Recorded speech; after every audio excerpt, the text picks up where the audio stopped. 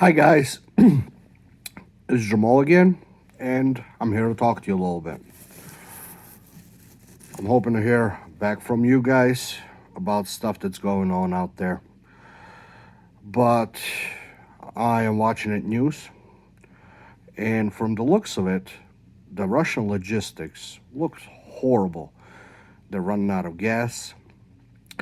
Half of them, half of the Russian army don't know where they're going. The other half don't even know where they're at.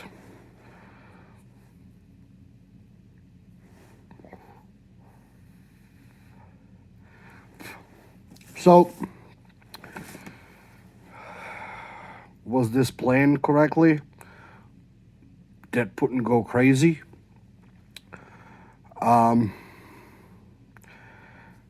Or are these just reservists that he'd send in first with the old equipment? So the new equipment is for later on if he gets into a war with United Nations.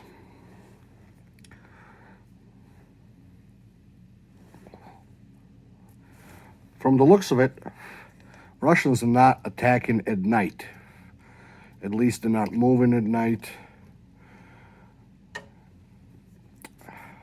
Do they, because of their probably outdated equipment? No, they don't have the night vision. I don't know. But in the last video, I talked a little bit about China perhaps waiting until Russia takes over Ukraine so they can attack Taiwan. Latest reports say that Taiwanese airspace has been tested at least a half a dozen times in the last week or two. So the Chinese are probing.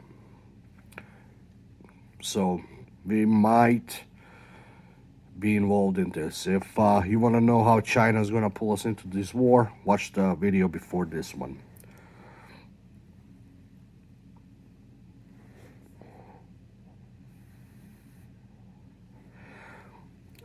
So I've been watching news. They're saying about 500,000 people has already left Ukraine. Well, I feel bad for the Ukrainian people and Russian people.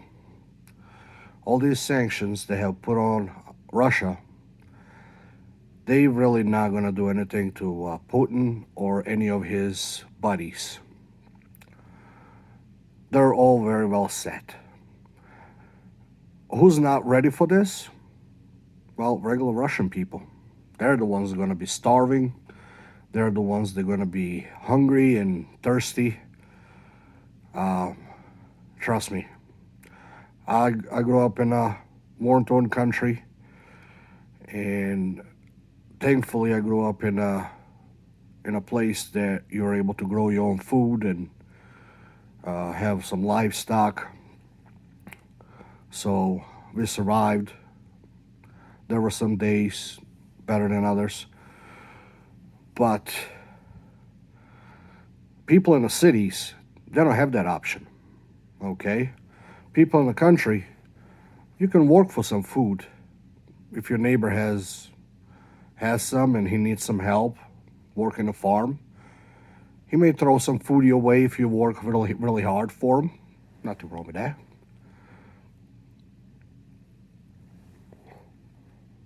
But people in the cities, yeah, they're not exactly in good position. So there's a lot of kids crying, and they're probably never going to see their dads, their uncles again, which kind of sucks.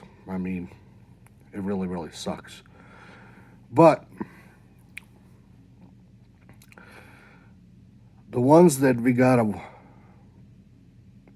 worry about is the Chinese government pulling us into this war with China and Russia. And I don't think we can do it. I don't think we can fight two wars on two fronts.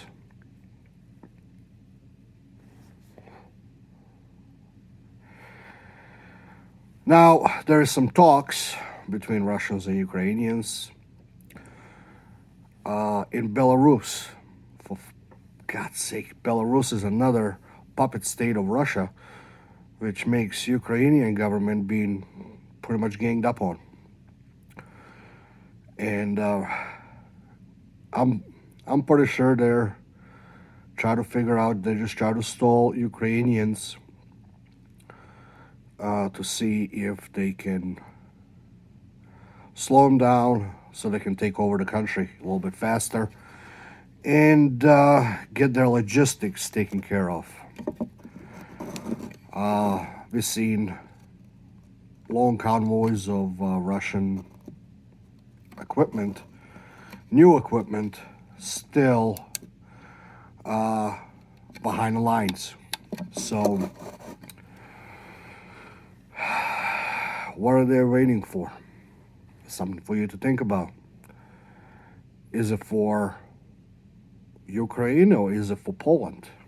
Then Czech Republic, then Slovakia, and so on and so forth.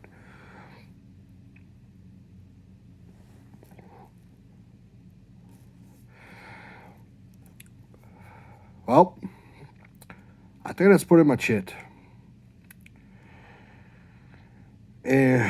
About that, about Ukraine and Russia. But we have a United Nations that came out with a report about global warming. Really? Right now is a good time to come out with the research on global warming when we have bigger issues. We have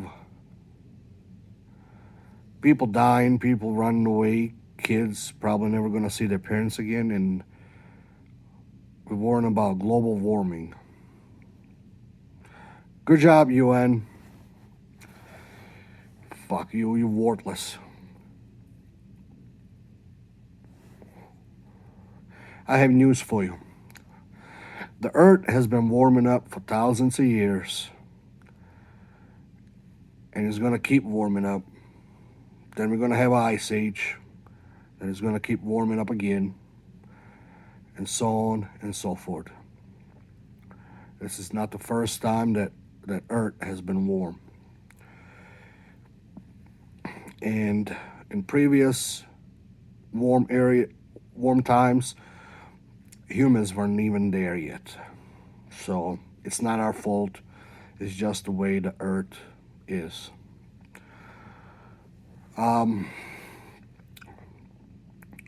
Worrying about global warming.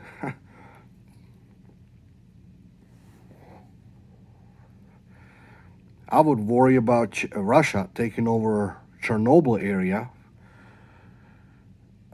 which is really smart actually. If Russia has to retreat, all they have to do is just kick up all that dust from Chernobyl, create another cloud, and that cloud is going to travel all throughout Europe.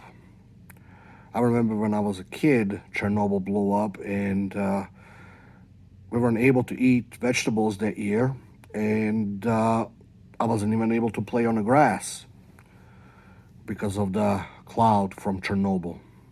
So I think that if Russia has to retreat, that's why they're holding their territory, just so they can kick up all that dust, all that nuclear dust which settled there. All that stuff is still radioactive. If they kick all that up, then nobody's going to follow them back into Russia. Well, that was something for you guys to think about. Please subscribe, leave a message down there. I'm hoping to have a conversation about this, my last videos. So please leave a message and hope to hear from you soon. Signing out.